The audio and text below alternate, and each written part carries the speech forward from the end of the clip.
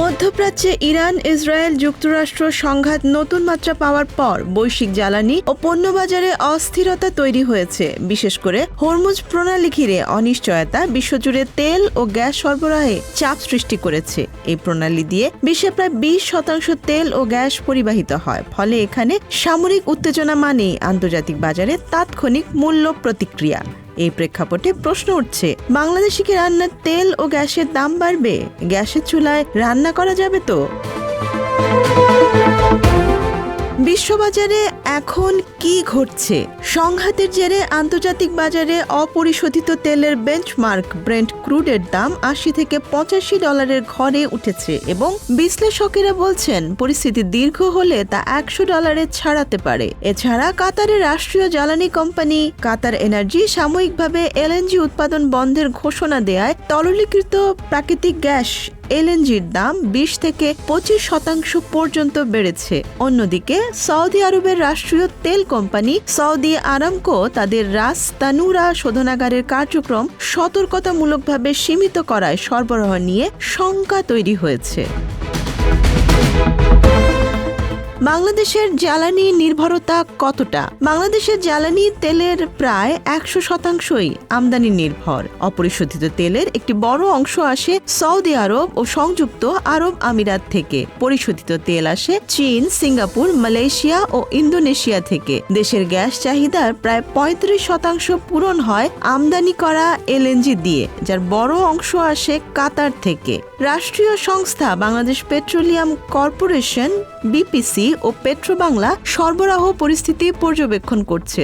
তবে ধারাবাহিক আমদানির উপর নির্ভরশীল হওয়ায় একাধিক চালান বিলম্বিত হলে চাপ তৈরি হতে পারে। তাহলে রান্নার গ্যাসের বেলায় কি হতে পারে? 2026 সালের 1 মার্চ থেকে কলকাতায় বাণিজ্যিক রান্নার এলপিজি 19 কেজি সিলিন্ডারের দাম বাড়ানো হয়েছে, যেখানে দাম আগের তুলনায় প্রতি সিলিন্ডার প্রায় 31 টাকা বেশি হয়েছে এবং কয়েক মাস ধরে ধারাবাহিকভাবে ঊর্ধ্বমুখী হয়েছে। এই পরিবর্তন আন্তর্জাতিক বাজারে জ্বালানির দাম বাড়ার প্রেক্ষাপটেই আনা হয়েছে। বিশ্ববাজারে এলপিজির দাম বাড়লে বাংলাদেশের বাজারেও সমন্বয় হতে পারে, কারণ প্রতি মাসে আন্তর্জাতিক দামের ভিত্তিতে মূল্য নির্ধারণ হতে পারে।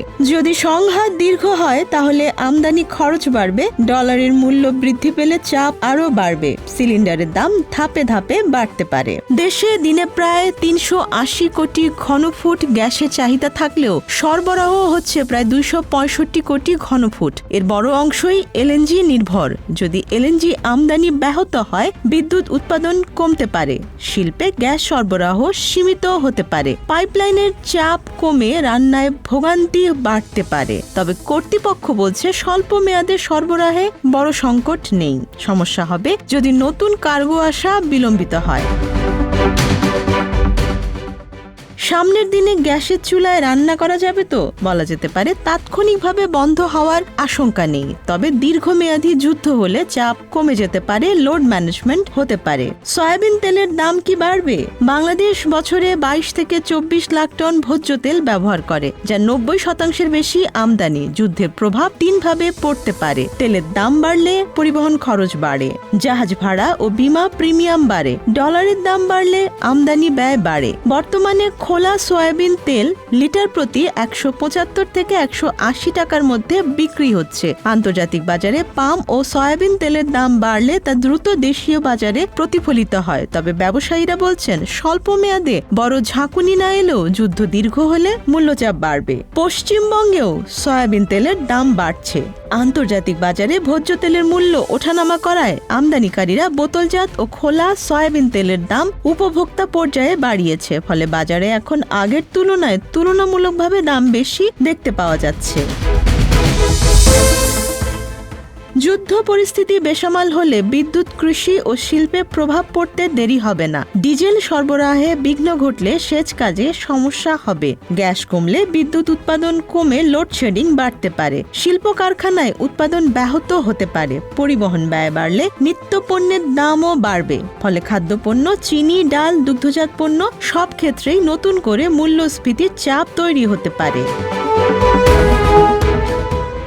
বাংলাদেশের যুদ্ধে প্রভাব সামলাতে সরকার কি করতে পারে? বিশেষজ্ঞদের মতে বিকল্প সরবরাহ উৎস খোঁজা, কৌশলগত খাদ্য ও জ্বালানি মজুদ বাড়ানো, বাজারে অযৌক্তিক মজুদদারি রোধে নজরদারি, দ্রুত এলসি নিষ্পত্তি ও বন্দর ব্যবস্থাপনা সহজ করা, কৃষি উৎপাদন বাড়িয়ে আমদানি নির্ভরতা কমানো। রাশিয়া ইউক্রেন যুদ্ধের সময় এলএনজির দাম $60 ছাড়িয়ে যায়। তখন কয়েক মাস খোলা বাজার থেকে এলএনজি আমদানি বন্ধ রাখতে হয়েছিল, যার ফলে দেশে গ্যাস ও বিদ্যুৎ সংকট দেখা যায়। সেই অভিজ্ঞতা থেকেই এখন আগাম প্রস্তুতির উপর জোর দিচ্ছেন বিশ্লেষকেরা। মধ্যপ্রাচ্যের যুদ্ধ পরিস্থিতি যদি স্বল্প মেয়াদী হয় তাহলে বাংলাদেশে বড় ধরনের সংকট নাও দেখা দিতে পারে। তবে যুদ্ধ দীর্ঘায়িত হলে জ্বালানি তেলের দাম বাড়বে, এলএনজি সরবরাহে চাপ পড়বে, সয়াবিন ও অন্যান্য ভোজ্য তেলের দাম বাড়তে পারে, গ্যাসের চাপ কমে রান্নায় ও বিদ্যুতে সমস্যা হতে পারে।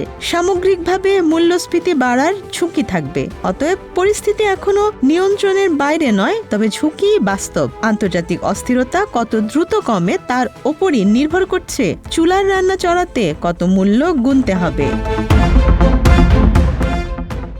Desk report, Dhaka express.